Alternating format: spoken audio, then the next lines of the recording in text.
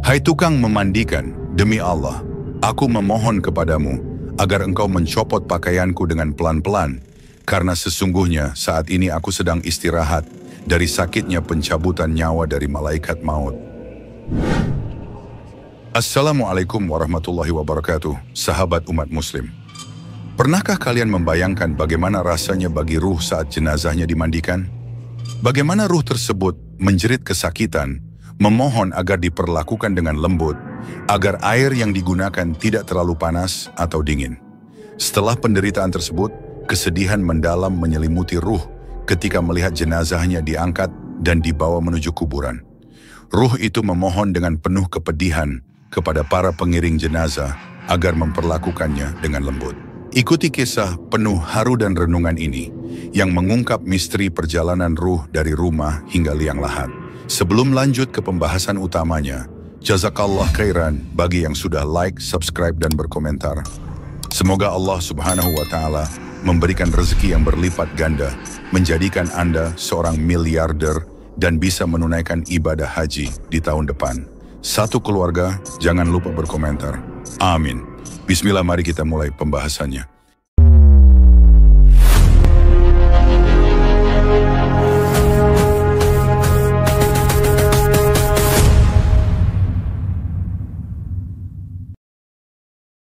Ketika ajal menjemput, segala urusan di dunia terputus sudah. Manusia akan menuju alam barzakh dan menunggu datangnya hari kiamat. Mereka yang masih hidup memiliki kewajiban untuk mengurus jenazah, mulai dari memandikan, mengkafani, menyalatkan, hingga mengantarkan ke liang lahat. Dari banyak prosesi ini, memandikan jenazahlah yang paling sulit, sebab tak sedikit pihak keluarga yang mengundang pemandi jenazah untuk membersihkan kondisi mayat. Ada kejadian yang dijelaskan Rasulullah Shallallahu Alaihi Wasallam ketika proses pemandian mayat. Ruh jenazah tersebut memanggil dengan suara yang didengar oleh seluruh makhluk, kecuali jin dan manusia. Seperti apa? Berikut ulasannya. Kitab karya Imam Abdurrahim bin Ahmad Al-Qati menjelaskan bagaimana sakitnya ketika menjalani proses sakaratul maut. Setelah malaikat Israel menyelesaikan tugasnya, tubuh yang sudah menjadi jenazah akan dimandikan, lalu dikafani, disalatkan, dan dimakamkan. Diceritakan Aisyah radhiyallahu anha, ketika itu ia tengah menunggu suaminya, Rasulullah Shallallahu Alaihi Wasallam, kembali ke rumah. Ia mengucapkan salam dan kemudian berdiri untuk menyambut sang Nabi, kecintaan Allah tersebut. Duduklah di tempatmu, tidak usah berdiri wahai Ummul Mukminin, begitu kata Rasulullah Shallallahu Alaihi Wasallam. Rasulullah Shallallahu Alaihi Wasallam kemudian duduk bersama Aisyah dan meletakkan kepalanya di pangkuan istrinya tersebut. Aisyah lantas mencari uban pada jenggot Rasulullah dan menemukan 19 helai rambut yang sudah memutih. Aisyah kemudian berpikir dalam hatinya, sesungguhnya baginda akan meninggalkan dunia ini sebelum aku, sehingga tetaplah satu umat yang ditinggalkan olehnya nabinya. Maka ia pun menangis sehingga mengalir air matanya jatuh menetes pada wajah baginda Rasulullah. Sadar terkena tetesan air mata istrinya, Rasulullah kemudian terbangun dari tidurnya. Wahai Ummul Mukminin, apa yang membuatmu menangis? Tutur Rasulullah Shallallahu Alaihi Wasallam. Aisyah radhiyallahu anha kemudian menceritakan apa yang ia rasakan setelah melihat uban-uban Rasulullah Shallallahu Alaihi Wasallam tersebut. Tahukah kamu kondisi apakah yang paling menyusahkan bagi mayat? Tanya Rasulullah Shallallahu Alaihi Wasallam. Aisyah kemudian menjawab, tidak ada kondisi yang paling menyusahkan atas diri mayat dari saat keluar dari rumahnya. Anak-anak yang ditinggalkan berada di belakangnya serta menangisinya. Rasulullah menjawab, itu memang menyakitkan, tapi masih ada lagi yang lebih pedih dari itu. Aisyah kemudian menjawab lagi, tidak ada kondisi yang lebih berat atas diri mayat dari saat dia dimasukkan dalam liang lahat dan dikubur di bawah tanah, para kerabat, anak dan istrinya meninggalkannya pulang. Setelah itu, datanglah malaikat Mungkar dan Nakir dalam kuburnya. Rasulullah kemudian tersenyum simpul mendengar jawaban istrinya ini. Beliau lantas menjelaskan, sesungguhnya saat yang paling berat bagi mayit adalah ketika datangnya tukang memandikan mayit.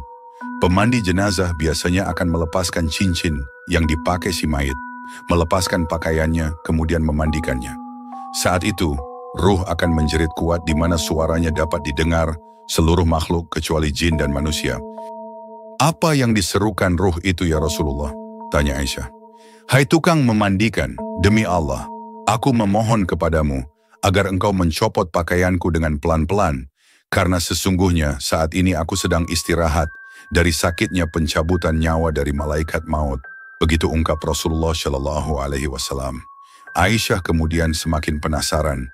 Lalu apa yang diserukan lagi oleh ruh? Tanya Aisyah radhiyallahu anha lagi. Hai tukang memandikan, demi Allah jangan engkau tuangkan air panas, jangan engkau gunakan air panas dan jangan pula air dingin. Sesungguhnya jasadku telah terbakar sebab dicabutnya nyawaku.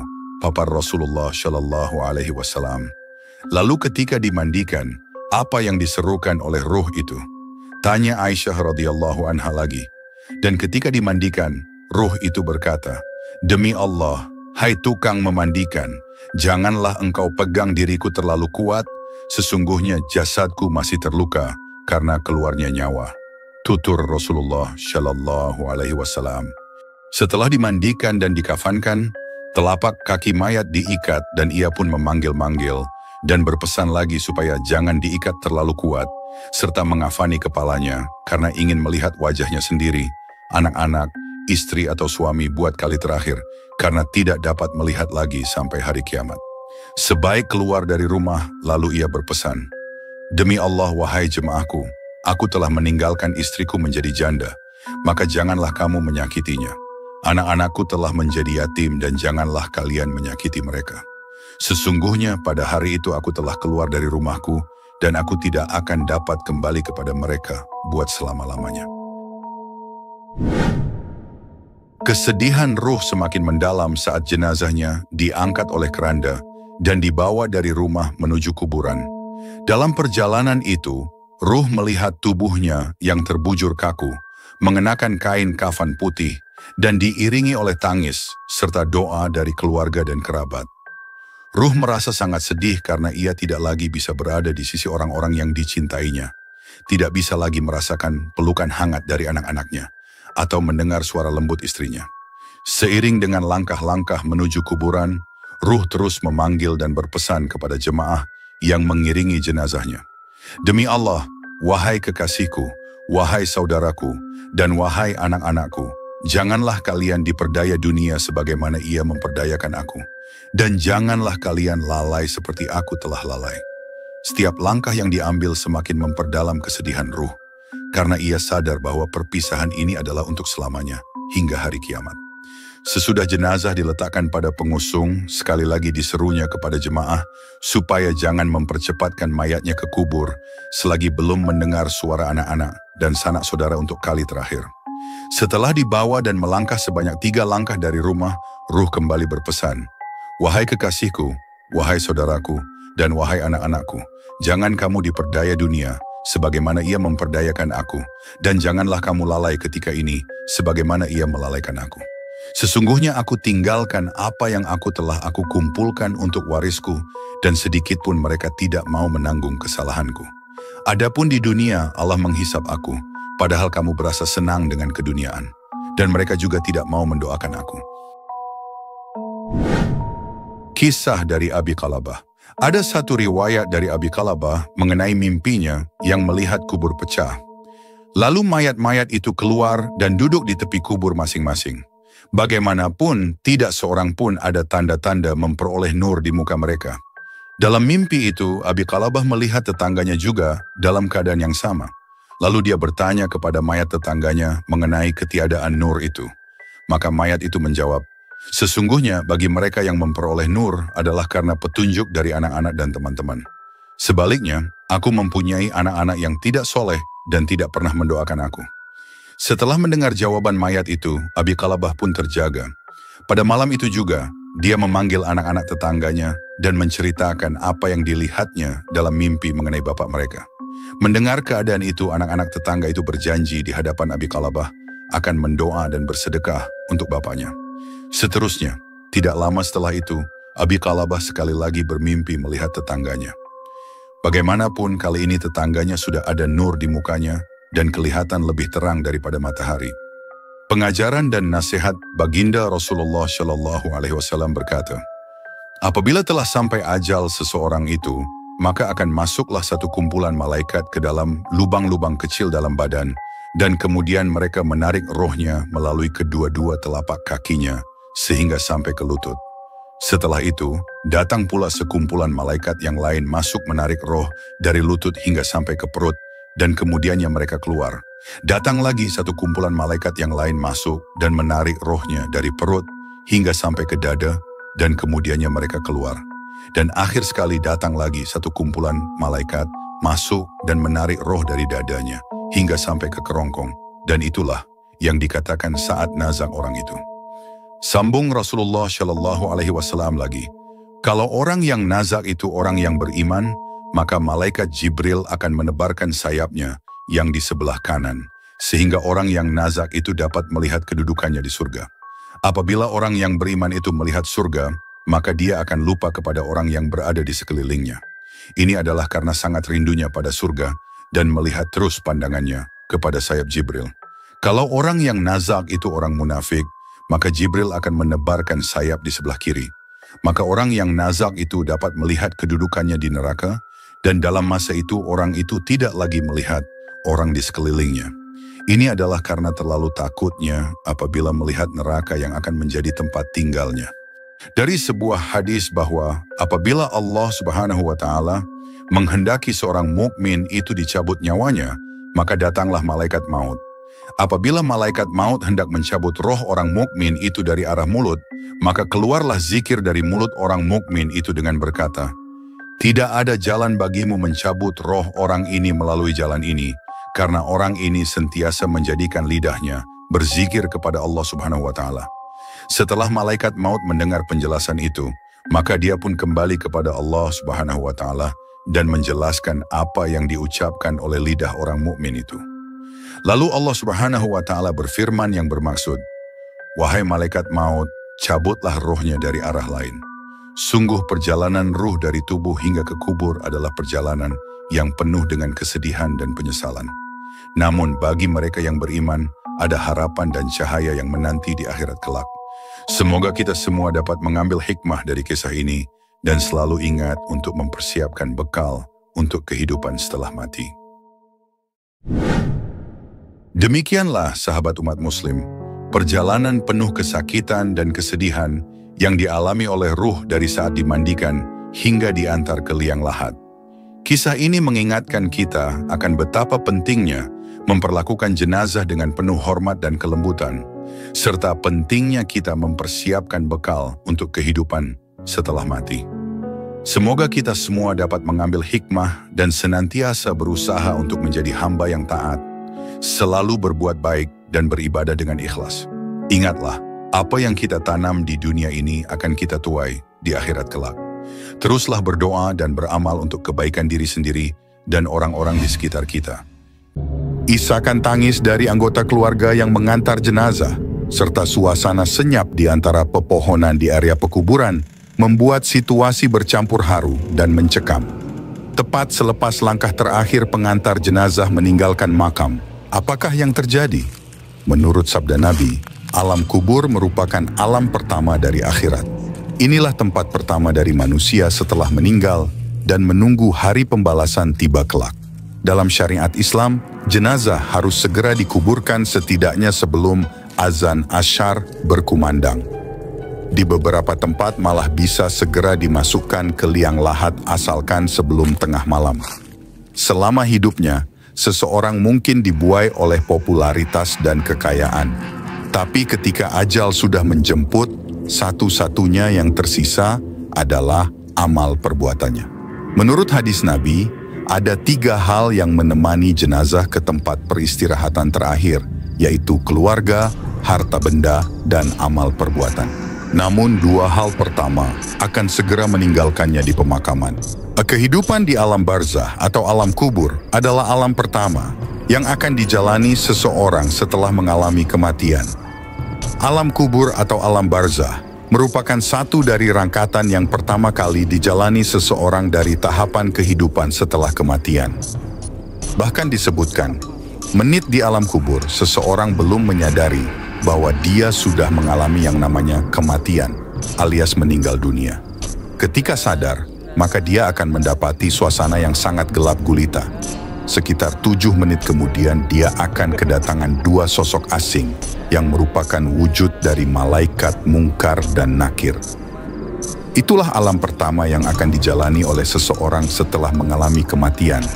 Alam kubur merupakan tahapan pertama dari kehidupan setelah kematian. Maka berikut ini 8 tahapan kehidupan setelah kematian, dan juga dicantumkan doa selamat dari siksa neraka. Dan agar mampu melewati semua tahapan tersebut, agar terhindar dari siksa neraka dan menjadi ahli surga. Dan sebelum lanjut, jangan lupa untuk bantu support channel Umat Muslim dengan like, subscribe, dan tulis pendapat kalian di kolom komentar. Bismillah, mari kita mulai pembahasannya.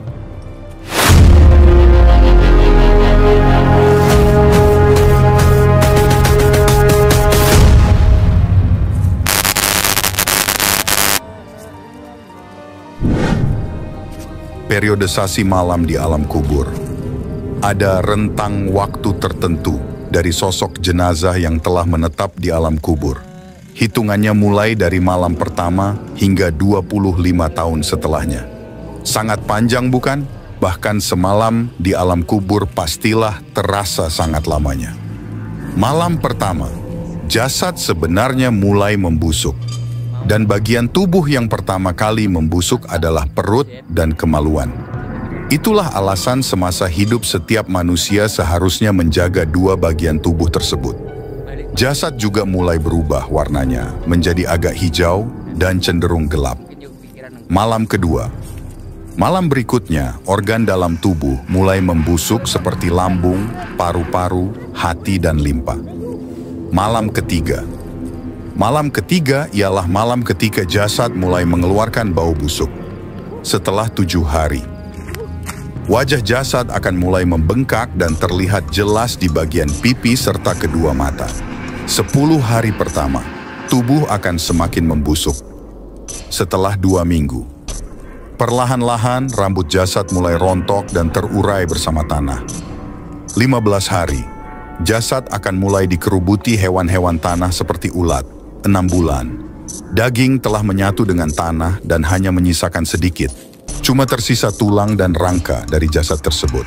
25 tahun, kerangka akan meninggalkan 1 biji dengan tulang yang sangat kecil. Dari tulang itulah kelak manusia akan dibangkitkan di hari pembalasan. Ke-1, alam kubur atau alam barzakh. Seorang yang meninggalkan alam fana atau alam dunia akan menjalani hidupnya di alam kubur.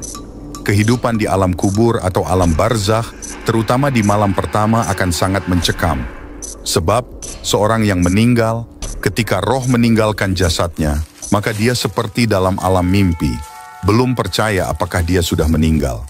Tetapi setelah tersadar dan melihat alam di sekelilingnya yang gelap gulita, dan ada kain kapan yang melekat di tubuhnya, barulah si ahli kubur kaget, bahkan menangis sedih. Dia syok saat tahu dirinya benar-benar sudah meninggal dan akan menjalani kehidupan yang panjang di alam kubur. Demikian sebuah gambaran tahapan pertama setelah kematian. Kita akan singgah di alam kubur atau dikenal dengan sebutan alam barzakh atau alam kubur. Hal ini disebut dalam firman Allah Subhanahu wa Ta'ala, yang artinya, agar aku berbuat amal yang saleh terhadap yang telah aku tinggalkan, sekali-kali tidak. Sesungguhnya itu adalah perkataan yang diucapkannya saja, dan di hadapan mereka ada dinding barzakh sampai hari mereka dibangkitkan. Al-Quran Surat Al-Mu'minun ayat 100. Dijelaskan dalam Islam jika alam kubur hanyalah tempat persinggahan, tetapi akan dijalani dalam waktu yang cukup panjang, bahkan dikabarkan akan lebih panjang dari waktu hidup di dunia. Bahkan disebutkan pula, jika di alam kubur inilah manusia sudah bisa mengetahui di mana dia akan tinggal di akhirat kelak, apakah di surga atau di neraka. Jikapun bisa masuk surga, dia akan dihisab, bahkan sejak di alam kubur, dia sudah mendapatkan siksaan. Tak ada yang dapat menolong, tak ada sanak dan keluarga atau tetangga, semuanya akan ditentukan oleh amal ibadahnya selama hidup di dunia fana. Bahkan disebutkan dalam hadis, akan datang dua sosok malaikat yang bernama Munkar dan Nakir. Yang artinya, oleh karena itu, sebagaimana hadits riwayat Utsman bin Affan, apabila mayat telah dikuburkan, Rasulullah Shallallahu Alaihi Wasallam kerap berdiri di samping kuburan tersebut dan berkata, "Mohonkanlah ampunan untuk saudara kalian dan mintakanlah keteguhan untuknya karena dia sekarang sedang ditanya."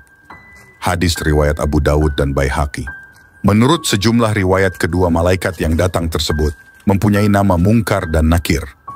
Dari Abu Hurairah radhiyallahu anhu berkata, Rasulullah Shallallahu Alaihi Wasallam bersabda, apabila mayat telah dikubur, atau jika salah seorang kalian dikubur, maka ada dua malaikat yang mendatanginya.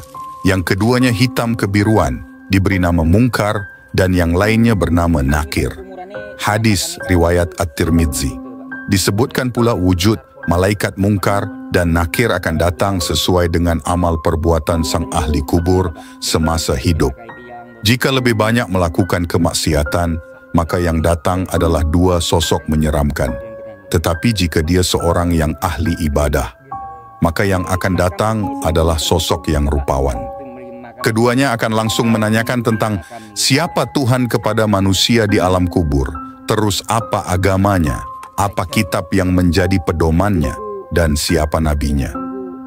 Disinilah akan menentukan bahwa jawaban ahli kubur bisa menjawab pertanyaan dua malaikat tersebut sesuai atau tidak.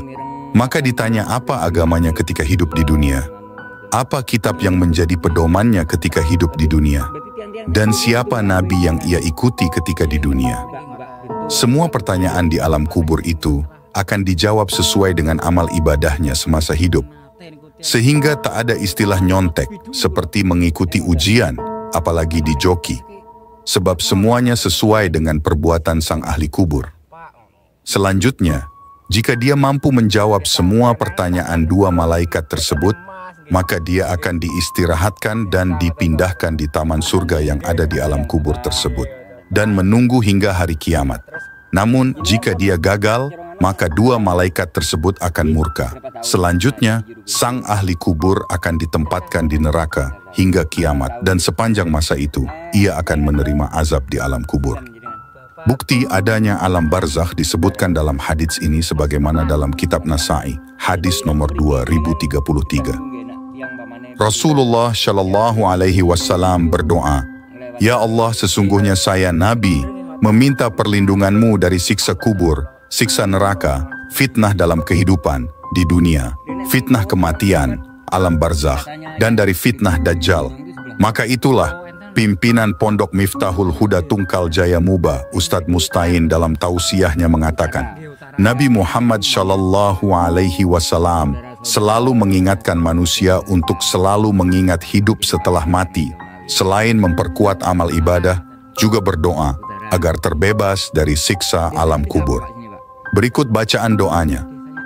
Allahumma inni a'udzu bika min adzabil qabri, wa min adzabin nari, wa min fitnatil mahya wal mamati, wa min fitnatil masihid dajjal. Artinya, ya Allah, aku berlindung kepadamu dari azab kubur, azab neraka, cobaan hidup dan mati, dan fitnah dajjal yang terhapus dari rahmat Allah. Maka bacalah doa itu setiap setelah sholat 5 waktu ataupun ketika hendak melakukan doa, karena doa-doa itu selain mengingatkan kita akan mati, juga selalu memohon keberkahan dan ampunan dari Allah Subhanahu wa Ta'ala, ujarnya. Kedua, hari kebangkitan Yaumul Ba'ats. Hari kebangkitan setelah mati, atau kerap disebut sebagai Yaumul Ba'ats.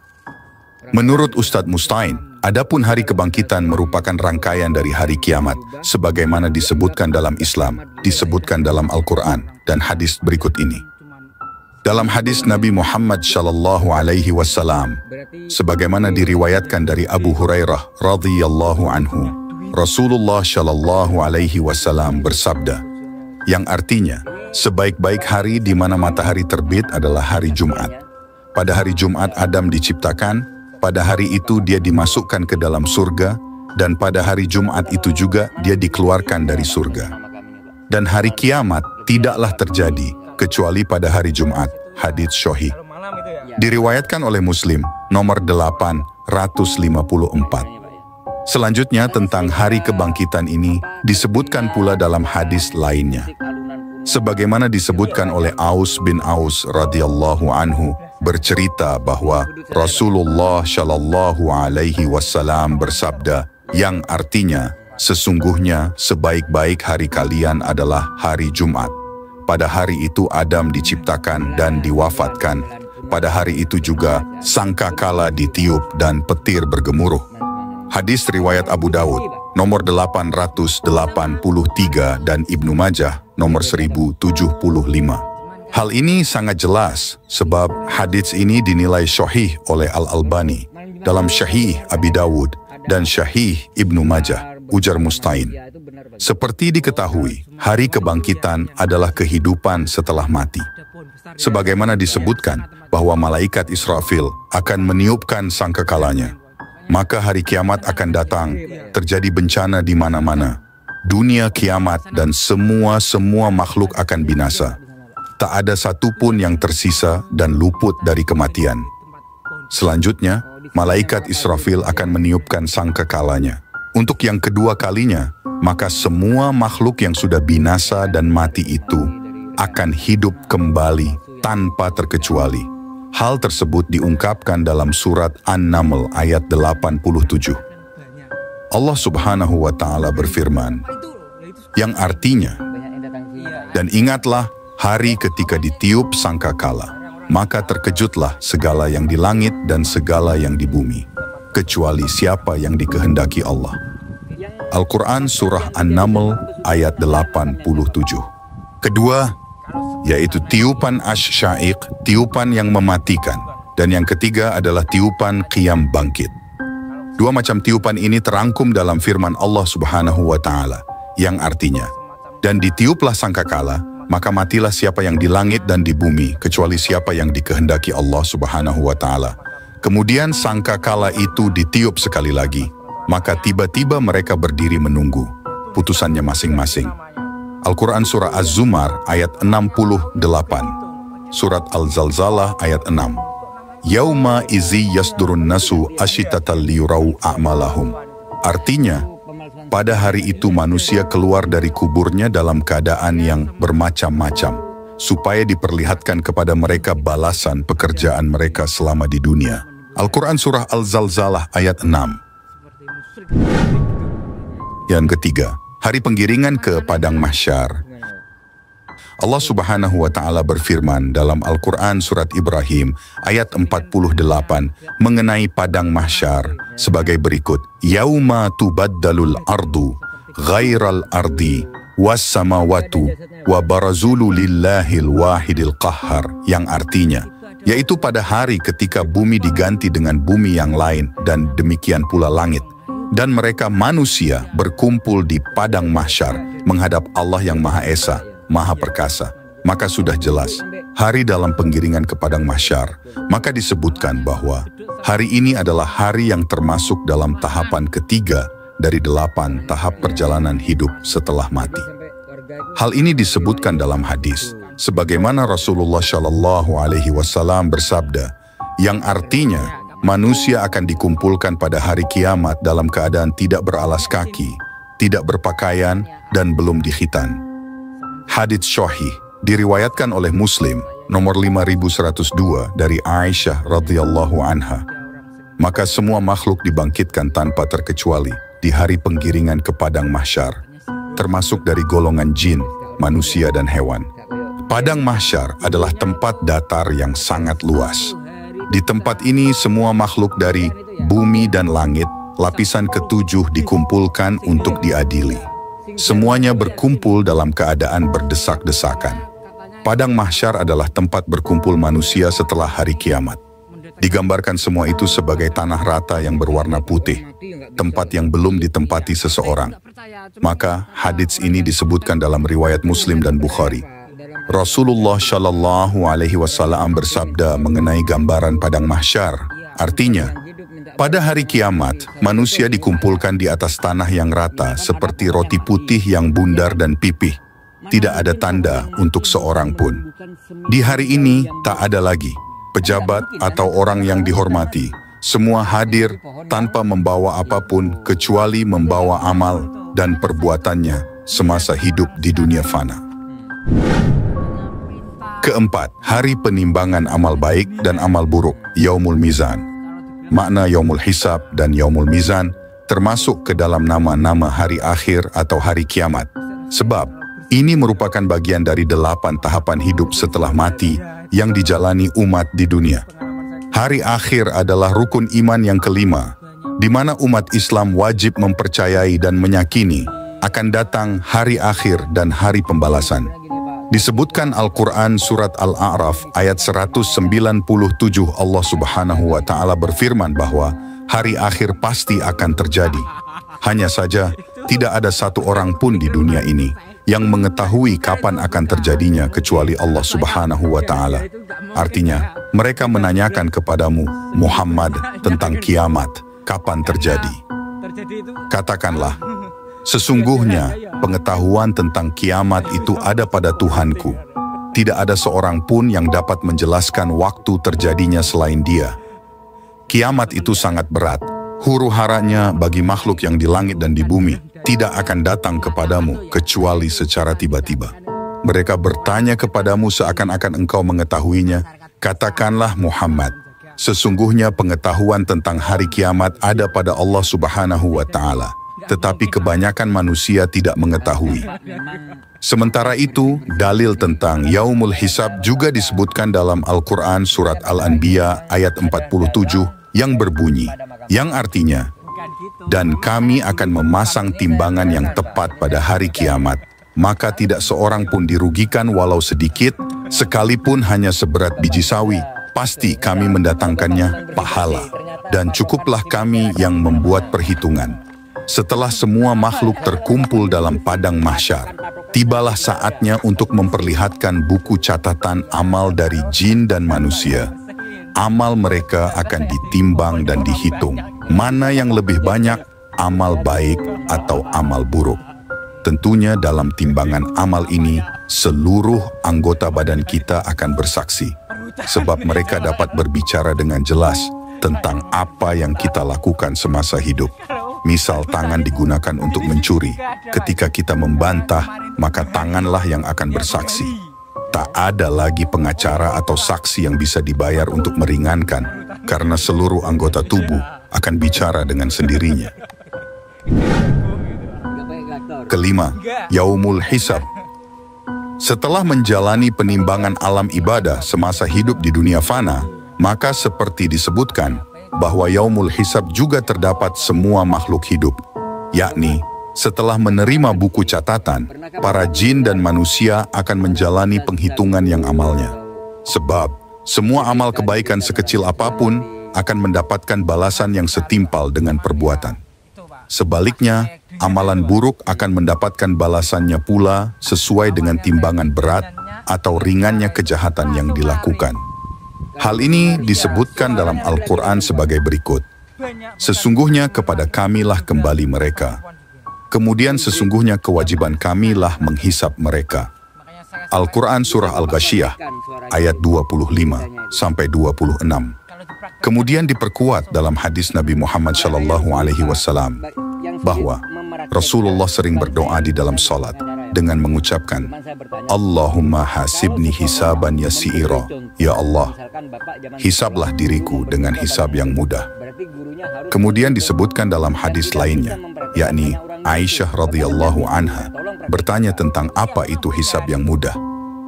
Maka Rasulullah shallallahu alaihi wasallam menjawab, Allah memperlihatkan kitab hambanya, kemudian Allah memaafkannya begitu saja. Barang siapa yang dipersulit hisabnya, niscaya ia akan binasa. Diriwayatkan oleh Ahmad, Al-Hakim, dan Ibnu Abi Ashim dalam kitab Sunnah nomor 885. Hadits ini dinilai sahih oleh Al-Hakim dan Az-Zahabi. Keenam, melintasi jembatan yang lurus Shiratal Mustaqim. Ujian selanjutnya adalah ujian yang berat bagi mereka yang banyak melakukan dosa, dan akan menjadi ringan bagi mereka yang banyak menjalankan amal ibadah selama di dunia. Hal ini disebutkan dalam Al-Quran secara tersirat. Innallaha rabbi wa rabbukum fa'budu, haza siratum mustaqim. Artinya, sesungguhnya Allah Tuhanku dan Tuhanmu, karena itu sembahlah Dia. Inilah jalan yang lurus. Al-Quran Surah Al-Imran ayat 51. Makna jalan lurus yang dimaksud adalah jembatan Syiratal Mustaqim. Dikutip dari buku Wasathiyah dalam Al-Quran, yakni Nilai-nilai moderasi Islam dalam akidah, syariat, akhlak karya Profesor Dr. Ali Muhammad Shalabi, disebutkan tentang jembatan Syiratal Mustaqim oleh Imam At-Tabari yang meriwayatkan dari Ali bin Abi Thalib radhiyallahu anhu dari Rasulullah Shallallahu Alaihi Wasallam bahwa beliau bersabda. Kemudian dia menyebutkan Al-Quran, lalu dia berkata, itulah Syiratal Mustaqim. Hal ini diperkuat dalam surat Al-Fatihah ayat 6 yang merujuk kepada petunjuk bagi agama yang benar, yaitu Islam. Tunjukkanlah kami jalan yang lurus. Makna itu merupakan jembatan Syiratal Mustaqim. Beberapa lainnya menyebut Syirat al-Mustaqim adalah agama Islam itu sendiri. Oleh karenanya, permintaan petunjuk ke jalan yang lurus sebagaimana tercantum dalam Al-Quran. Disebutkan bahwa jembatan Syiratal Mustaqim adalah jalan sebuah lintasan melewati neraka menuju surga. Maka itu, bagi orang yang banyak dosa, maka dia akan jatuh ke dalam api neraka dan akan disiksa dan terbakar dengan azab yang sangat pedih di neraka. Tetapi jika dia ahli ibadah, maka dia akan berjalan dengan mudah untuk melewati jembatan panjang itu menuju surga. Meski ahli ibadah, diajarkan bagaimana doa agar selama dalam perjalanan di jembatan Syiratal Mustaqim. Berikut ini adalah doa harian untuk kelancaran perjalanan di atas sirat. Asyhadu an la ilaha illallah wahdahu la syar'aka lahu ilahan wahidan wa rabban syahidan la ma'buda siwahu wa nahnu lahu muslimun. Artinya, aku bersaksi tiada Tuhan selain Allah yang Esa. Tiada sekutu baginya sebagai Tuhan yang Esa dan Tuhan yang menyaksikan. Tiada zat yang patut disembah selainnya. Kami tunduk kepadanya. Gambaran untuk orang yang banyak dosa dan maksiat semasa hidupnya, maka dia akan mengalami kondisi yang sangat buruk. Jembatan ini akan menjadi sangat kecil, bahkan sekecil rambut dibagi 7 dan tajamnya melebihi samurai. Sementara sebaliknya, untuk orang dengan amalan baik banyak, ia akan melewatinya dengan tenang. Bahkan digambarkan ada akan terbang secepat kilat. Ada pula yang terlihat seperti menunggang onta, kambing atau sapi dari hasil kurbannya ketika di dunia. Ada pula yang berjalan lamban, tetapi tetap mencapai tujuan yakni surga. Maka sebagai bahan renungan berada di manakan kita nantinya, tergantung dengan amal dan perbuatan semasa hidup, jelas Ustadz Mustain. Ketujuh, surga. Dipastikan orang-orang yang soleh dan ahli ibadah adalah orang-orang yang digambarkan akan berhasil melewati Syiratal Mustaqim tersebut. Sebab dia akan ditempatkan di surga atas rahmat Allah Subhanahu wa Ta'ala. Semua orang Muslim kelak akan ditempatkan di surga meskipun ia memiliki dosa. Namun akan mendapatkan hisab dan ampunan dan ditempatkan di surga masing-masing sesuai dengan 7 tingkatan. Firman Allah Subhanahu wa Ta'ala dalam surat An-Nahl ayat 32, yang artinya yaitu orang-orang yang diwafatkan dalam keadaan baik oleh para malaikat dengan mengatakan kepada mereka. Kedelapan, neraka. Selanjutnya inilah tahapan kedelapan, sebenarnya seperti di surga tempat bagi ahli ibadah. Maka neraka adalah tempat bagi semua orang yang memiliki dosa, baik itu muslim atau kafir. Disebutkan di dalam kitab suci Al-Quran bahwa terdapat 7 tingkatan neraka. Hal ini sebagaimana firman Allah Subhanahu wa Ta'ala disebutkan dalam surat Ali Imran ayat 77. Sesungguhnya orang-orang yang menjual janji Allah surga dan mengobrol sumpah mereka dengan harga yang kecil, mereka tidak mendapatkan pahala di akhirat, dan Allah tidak mengajak mereka berbicara dan tidak melihat mereka pada hari kiamat, dan Allah tidak akan menyucikan mereka, dan bagi mereka azab yang pedih. Kemudian diriwayatkan dalam hadis Bukhari, Rasulullah bersabda, ada 3 golongan yang Allah tidak melihat mereka pada hari kiamat, dan Allah tidak akan menyucikan mereka, dan bagi mereka mendapat siksa yang pedih. seorang laki-laki memiliki kelebihan air di jalan, namun ia menahan dari Ibnu Sabil. Dan seorang laki-laki yang berbayat pada imam, dia tidak bayat kecuali karena dunia. Jika imam memberi dunia, dia senang, namun jika ia tidak diberi, dia marah. Dan seorang laki-laki berdagang setelah ashar, maka ia mengatakan, "Demi Allah yang tidak ada Tuhan selain Dia, sungguh aku telah memberi dengan dagangan dan pembelinya percaya." Seperti diketahui, golongan yang dimaksud adalah orang-orang kafir, munafik, dan setan. Bahkan disebutkan, jika jarak antara satu pintu dengan pintu yang lainnya adalah 500 tahun dan 700 tahun perjalanan. Lalu di setiap pintu ada azab berlipat ganda. Berikut 7 tingkatan neraka disebutkan sebagai berikut. Pertama, Jahannam. Kedua, Laza. Ketiga, Al-Huthamah. Keempat, As-Sa'ir. Kelima, Saqar. Keenam, Jahim. Dan ketujuh, Hawiyah. Demikian 8 tahapan kehidupan setelah kematian. Mari kita renungkan dan pahami, berada di jalan manakah kita kelak? Allah Subhanahu wa Ta'ala pun memberikan kebebasan kepada umatnya untuk memilih. Namun azab sudah menunggu bagi mereka yang memilih kehidupannya di jalan kemaksiatan. Sementara Allah akan memberikan kenikmatan surga bagi hambanya yang menjalankan semua perintahnya dengan patuh dan ahli ibadah. Semoga kita semua diselamatkan dari siksa neraka dan menjadi penghuni surga Allah Subhanahu wa Ta'ala. Amin ya Rabbal Alamin. Demikianlah pembahasan kita kali ini, semoga bermanfaat dan menambah keimanan kita kepada Allah Subhanahu wa Ta'ala dan Rasul-Nya. Jangan lupa untuk bantu support channel Umat Muslim dengan like, subscribe, dan tulis pendapat kalian di kolom komentar. Akhir kata, wassalamualaikum warahmatullahi wabarakatuh.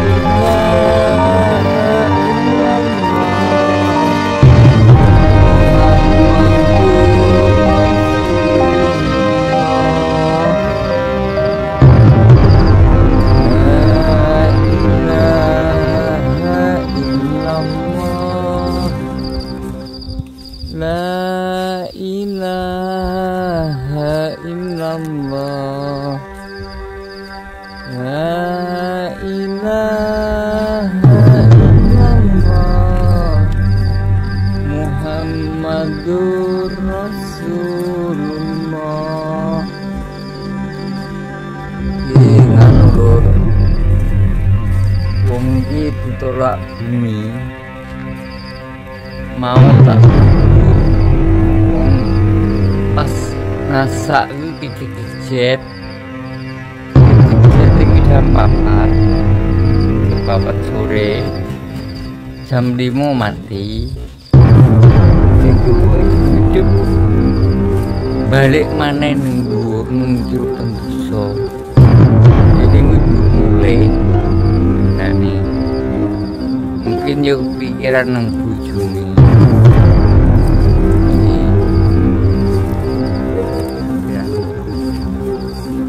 urip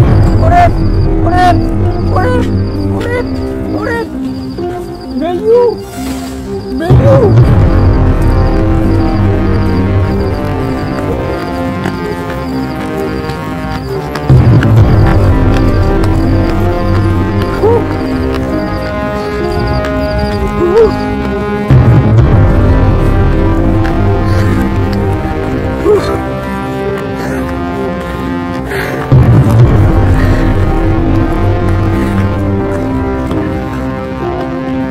yang kuat.